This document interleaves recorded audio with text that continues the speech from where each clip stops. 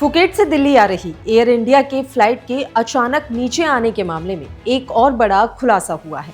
वो खुलासा क्या है वो मैं आपको आगे बताऊंगी, लेकिन उससे पहले आप जरा ये सोचिए कि आप किसी फ्लाइट में बैठे हैं, प्लेन 35,000 फीट की ऊंचाई पर बादलों को चीर रहा है और आपको ये पता चले कि जो पायलट आपकी जान की कमान संभाले बैठा है वो अपने पैरों पर सीधा खड़ा भी नहीं हो पा रहा। सुनकर रोंगटे खड़े हो गए ना? लेकिन ये कोई काल्पनिक कहानी नहीं है, बल्कि देश की सबसे बड़ी एयरलाइंस में से एक एयर इंडिया का खौफनाक और शर्मनाक सच है। उड़ान भरने से ठीक पहले जब पायलट का डोप टेस्ट कराया गया तो उसकी हालत ऐसी थी कि वो बिना किसी का सहारा लिए सीधा खड़ा तक नहीं हो पा रहा था। यहाँ तक कि टेस्ट के लिए सैंपल देने में भी उसे दूसरे लोगों की मदद लेनी पड़ी।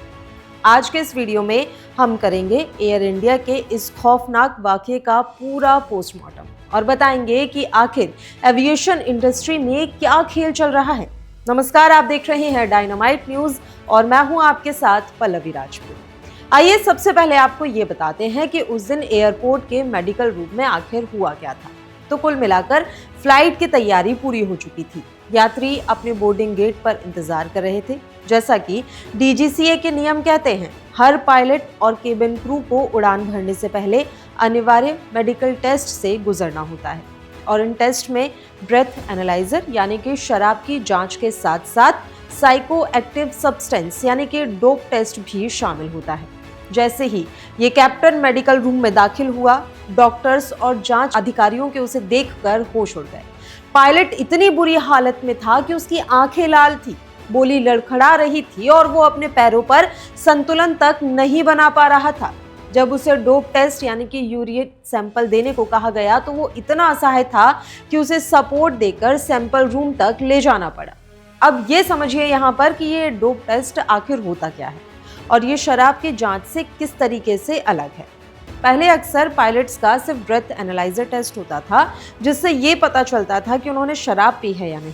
लेकिन कुछ साल पहले डीजीसीए ने नियमों में कड़ाई करते हुए पायलट और एयर ट्रैफिक कंट्रोलर्स के लिए random psycho active substance test अनिवार्य कर दिया है।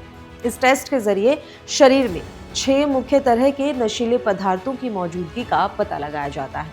इनमें गांजा या कैनबिस, कोकेन, ओपिओइड्स, एम्फेटामाइंस, सेडेक्टिव या फिर नींद की दवाइयां और अन्य प्रतिबंधित ड्रग्स शामिल हैं।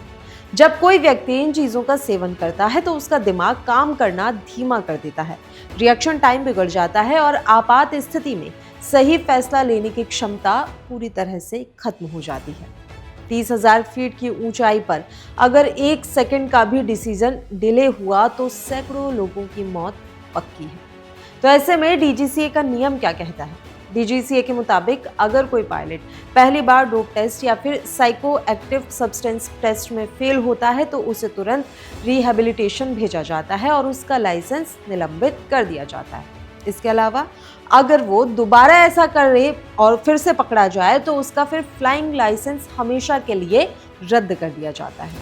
लेकिन सोचिए, अगर ये टेस्ट रैंडम ना होकर छूट जाता, अगर वो नशेड़ी पायलट कॉकपिट में बैठकर टेक ऑफ कर देता, तो जो यात्री अपनी मेहनत की कमाई से टिकट खरीद कर भरोसा करके प्लेन में बैठते हैं, उनके साथ कितना बड़ा धोखा होता, उनकी जान पर बना था। तो दोस्तों, ये घटना सिर्फ एक पायलट की गलती नहीं है, बल्कि ये एविएशन इंडस्ट्री के उस डार्क साइड को भी उजागर करती है जिस पर दरअसल कोई बात ही नहीं करना चाहता। लगातार बदलती शिफ्ट्स, रात भर की फ्लाइंग, अत्यधिक तनाव और थकावट के कारण कई बार क्रू मेंबर्स या फिर पायलट नींद की गोलियां या नशीले पदार्थों का सहारा लेने लगते हैं। हालांकि तनाव कितना भी हो, सैकड़ों निर्दोष यात्रियों की जान को जोखिम में डालने का कोई भी बहाना स्वीकार नहीं किया जा सकता। एयरलाइंस को अपने पायलटों के मानसिक स्वास्थ्य की लगातार निगरानी करनी होगी ताकि ऐसा खौफनाक मंजर दोबारा भविष्य में कभी भी देखने को ना मिले। तो क्या ऐसे मामलों में दोषी पायलट का लाइसेंस तुरंत और हमेशा के लिए रद्द कर देना चाहिए? क्या एयरलाइंस को और सख्त चेकिंग लागू करनी चाहिए? अपनी राय नीचे कमेंट बॉक्स में ज़रूर लिखें। अगर आपको ये इन्फॉर्मेटिव और जनहित से जुड़ी रिपोर्ट पसंद आई हो तो इस वीडियो को ज़्यादा से ज़्यादा शेयर करें, लाइक करें और ऐसे ही खोजी और सच दिखाने वाली खबरों के लिए हमारे चैनल को तुरंत सब्सक्राइब करें।